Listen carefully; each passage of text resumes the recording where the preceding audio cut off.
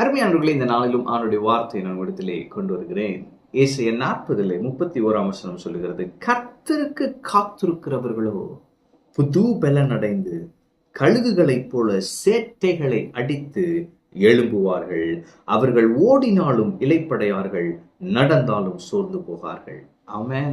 அப்ப இன்றைக்கு நான் உங்களை பார்த்து சொல்லுகிறேன், இந்த கர்த்தருக்கு காத்திருக்கிற உங்களுக்கு பரலோக பலன் உண்டு. ஆமென். பரலோக பலத்தால் தேவன் உங்களை பலப்படுத்துவார்.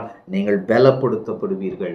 அப்ப பரலோக பலனை நீங்கள் இன்று பெறுவீர்கள் இயேசுவின் நாமத்தினாலே.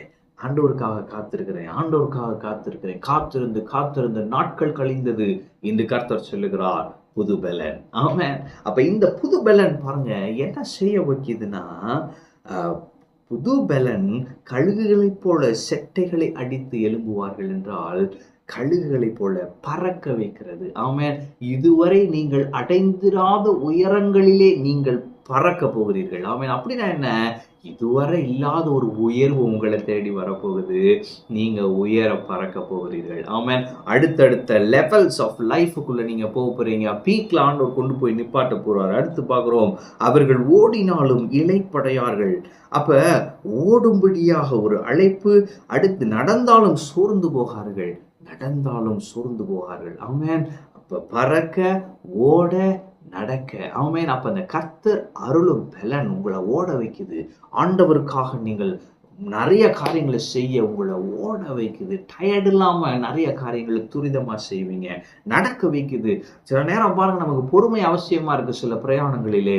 அப்ப ஆண்டவருடைய பலன் உங்களை அந்த பொறுமைக்கு நேராக நடத்தி உங்களை நடக்க வைக்கிறது. நீங்கள் நடந்தாலும் சோர்ந்து போக மாட்டீர்கள். சில சோர்வின் சூழ்நிலைகள் வந்தாலும் தைரியமா அதை ஓர்க்கம் பண்ணிட்டு முன்னேறிட்டே இருப்பீங்க. ஏன்னா கர்த்தருடைய பலன் உங்கள் மேல் வருகிறது. ஆமென். ஓடினாலும் இளைப்படையார். ஆண்டவருக்காக ஓடுறேன் பிரதர், ஆனா டயர்டா இருக்கு. ஆண்டவர் சொல்றாரு, நீ ஓடினாலும் இளைப்படைய மாட்டாய். ஆமென். ஆண்டவர் சொல்றாரு, நீ எனக்காக காத்திருக்கல, இன்னைக்கு நான் என் பலத்தால் உன்னை நிரப்புறேன், நீ பறக்க போகிற. ஆமென்.